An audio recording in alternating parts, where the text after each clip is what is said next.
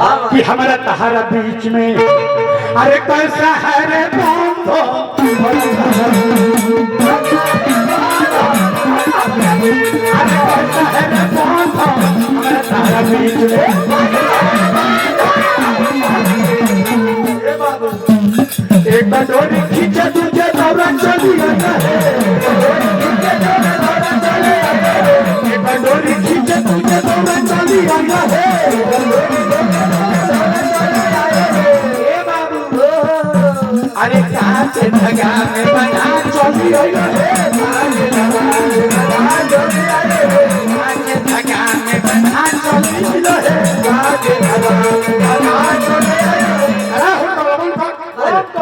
गाना नहीं बजेगा बोले सर भाई के तने एगो बिरहा सुना दे हां तो लोग कह गए बिरहा के भाव में बबुआ अरे सावर घोरिया हो सावर घोरिया हो सावर घोरिया आ रही अरे सावर घोरिया हो सावर घोरिया कलवा में खोसरी रुना मारे तोनी सावर घोरिया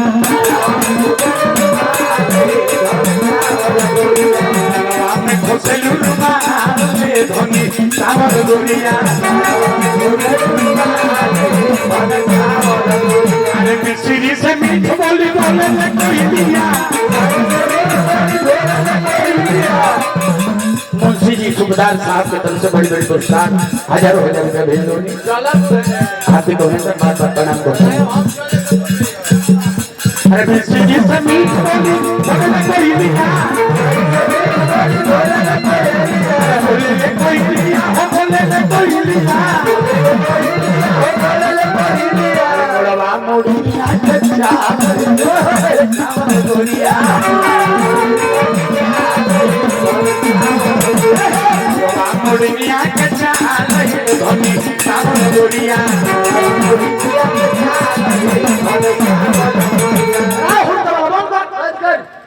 छोड़ने में पकड़ा जाएंगे और पहले फिल्मी गाओ तो फिल्मी लो अपने पे कहीं टाल ली लो अरे बहुत प्यार करते हैं लेकिन गीत के मामा कि बहुत प्यार करते हैं तुमको कसम चाहे ले अरे खुदा की कसम बाकी लेकर के ई के टाल ली लो अरे बहुत प्यार करते हैं अरे तुमको सनम रे बहुत करते हैं तुमको सनम रे कसम चाहे खा लो तुम खुदा के कसम रे कसम चाहे खा लो तुम खुदा के कसम रे बहुत प्यार करते हैं तुमको कसम रे बहुत प्यार करते हैं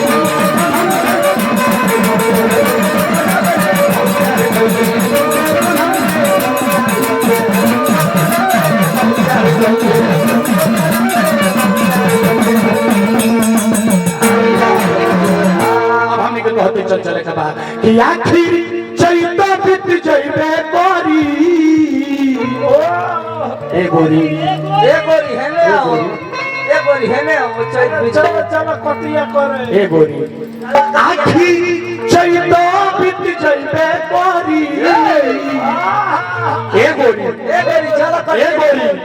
ए गोरी हमरा से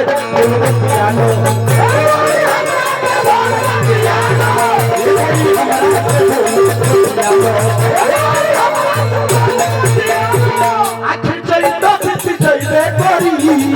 आई जाई कभी जइबे गोरी हमारा सुरेंद्र व्यास जी की तरफ से बड़ी बड़ी पुरस्कार हार्दिक अभिनंदन बार बार भोलेनाथ से प्रार्थना भगतन व्यास जी ने आई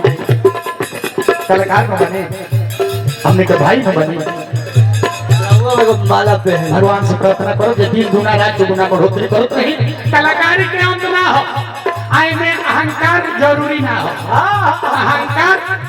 छात्र बने के जवले जिए के बाद तबले काम करे के बाद अच्छा हम मास्टर बने के कोशिश करी हम रहुआ चाहे सवर का तो तुरंत की इमोशन हो गया बढ़िया हो जाए ए जो बोले जियल जाई तब ले कुछ सीखे के बाद केहू ऐसा भरपूर नहीं के भाई सागर से ना महासागर से तुलना कइल बा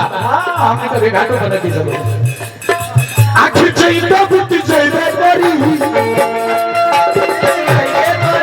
ए गोरी हमरा से बोल बस लो